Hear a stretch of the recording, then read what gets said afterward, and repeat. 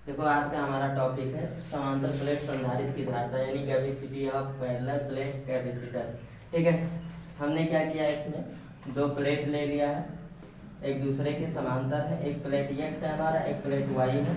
ठीक है, और इनके बीच की जो दूरी है स्मॉल डी है, दोनों प्लेटों का जो क्षेत्रफल है वो ए मीटर स्क्वायर है। ठीक है, इन दोनों प्लेटों को किसी विद्युत रोधी स्टैंड द्वारा लगा दिया गया है, और जब प्लेट एक्स को किसी विद्युत मशीन द्वारा प्लस क्यू आवेश दिया जाता है तो प्रेरण के कारण इसके जो हमारा प्लेट वाई है इसके भीतरी सिरे पर माइनस क्यू आवेश और बाहरी सिरे पर प्लस क्यू आवेश स्थापित हो जाता है या उत्पन्न हो जाता है। ठीक है, अब उसके बाद में क्या किए हैं, जो हमारा प्लेट वाई है ये पृथ्वी से कनेक्ट है, तो पृथ्वी से जो आने वाला इलेक्ट्रॉन होगा वो प्लेट वाई का जो हमारा प्लस क्यू आवेश है इसको बाहर हमारा प्लस क्यू आवेश है इसको क्या कर देगा, निरावेशित कर देगा।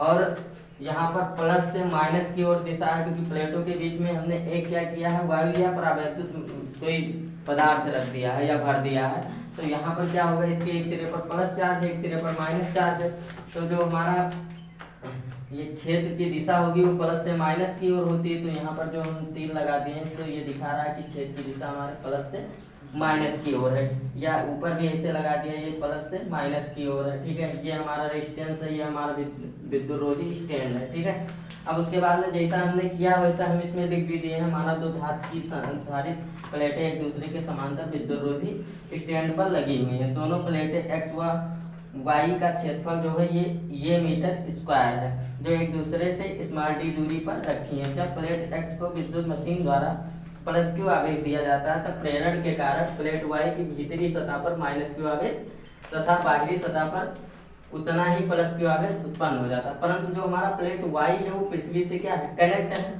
ठीक है, इसलिए पृथ्वी से आने वाला इलेक्ट्रॉन जो होगा वो प्लेट वाई के बाहरी सतह पर जो हमारा धन आवेश होगा उसको क्या कर देगा, निरावेशित कर देगा। माना दो प्लेटों के भीतर वायु या परावैद्युत पदार्थ भरा हुआ, मान लिया कि इसके अंदर क्या है, कोई परावैद्युत पदार्थ भरा हुआ है। ठीक है, जिसका परावैद्युतांक हमारा k है।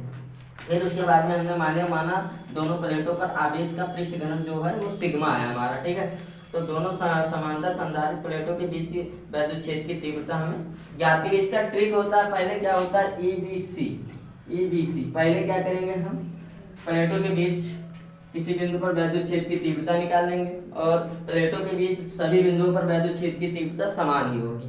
ठीक है, उसके बाद में हम क्या करेंगे, विभवांतर निकाल लेंगे, उसके बाद में हम धारिता निकाल लेंगे। तो उसके लिए क्या किया हमने, दोनों समांतर संधारित्र प्लेटों के बीच वैद्युत क्षेत्र की तीव्रता निकाला।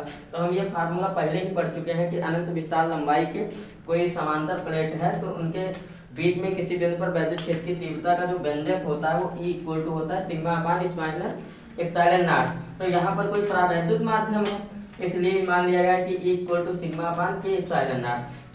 अब हम जानते हैं जो हमारा सिग्मा है वो आवेश का पृष्ठ घनत्व होता है, और पृष्ठ घनत्व जो हमारा होता है यानी जो हमारा पृष्ठ घनत्व सिग्मा होगा वो होता है क्यू अपान ये, यानी क्या होता है, एकांक क्षेत्रफल पर वितरित आवेश की जो मात्रा होती है वही हमारी क्या कहलाती है, आवेश का पृष्ठ घनत्व कहलाता है। तो यहाँ पर सिग्मा इक्वल टू क्या आ गया, क्यू अपान ये। अब हमने क्या किया, सिग्मा के स्थान पर सिग्मा की वैल्यू पुट कर दी, तो E इक्वल टू क्यू अपान ये रख दिया सिग्मा के स्थान पर, और ये क्या लिखा है 1 अपान के epsilon naught. E equal to आ गया हमारा के क्यू क्यू अपान के ए एप्सिलॉन नॉट। चूंकि प्लेटों के बीच की दूरी स्मॉल डी है, माना प्लेटों के बीच विभवांतर जो है हमारा वो बी है, तब क्या होगा, हमें पता है विभव प्रवणता की परिभाषा से।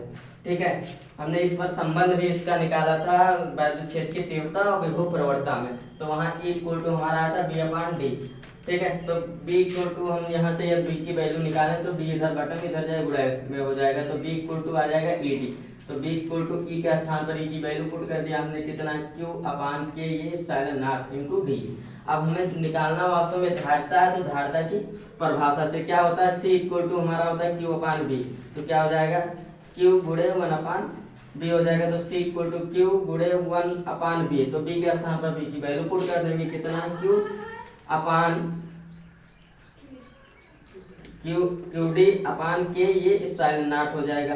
तो Q से Q हमारा कैंसिल होगा, तो यहाँ बड़े बेटा ऊपर जाएगा, तो के ये एप्सिलॉन नॉट के एप्सिलॉन नॉट अपान डी होगा। तो ये हमारा निकला समांतर प्लेट संधारित्र की धारता का व्यंजक निकला है। अब उसके बाद में ये किस बातों पर निर्भर करता है, मतलब किन किन कारकों को ये प्रभावित कर सकता है। तो पहला नंबर इसका क्या है, जो सी होगा हमारा वो प्रोपोर्शनल होता है के, मतलब प्रावैधतांक क्या होता है, इन प्रोपोर्शनल होता है, यानी यदि प्रावैधतांक हमारा बढ़ेगा तो हमारी धारता भी बढ़ेगी, प्रावैधतांक हमारा घटेगा तो धारता भी घटेगी। उसके बाद में हमारा किस पर डिपेंड करता है, क्षेत्रफल पर, यानी सी जो है वो प्रोपोर्शनल होता है ये, और क्षेत्रफल जो होता है इन प्लेटों का क्षेत्रफल। जिसे हमें पता है ये प्लेट हमारा प्लेट का क्षेत्रफल ज्यादा बनना है, जिसका मतलब उसको आवेश उसमें संचित होने का ज्यादा पावर, ज्यादा क्षमता, ज्यादा आवेश को क्या कर सकता है, ग्रहण कर सकता है। और वही क्या होती है वास्तव में धारता होती है, जितना जो आवेश को ग्रहण कर सकता है वही उसकी क्या होती है, धारता होती है। तो सी क्या हो जाएगा, प्रोपोर्शनल हो जाएगा ए के। उसके बाद में यहाँ पर जो स्टालिन नाट होता है इसकी वैल्यू कांस्टेंट होती है 8.85 गुणे 10 की power -12 coulomb square plus newton metre square होता है, तो इस पर कोई बात ही नहीं, तो ये तो फिक्स ही रहेगा।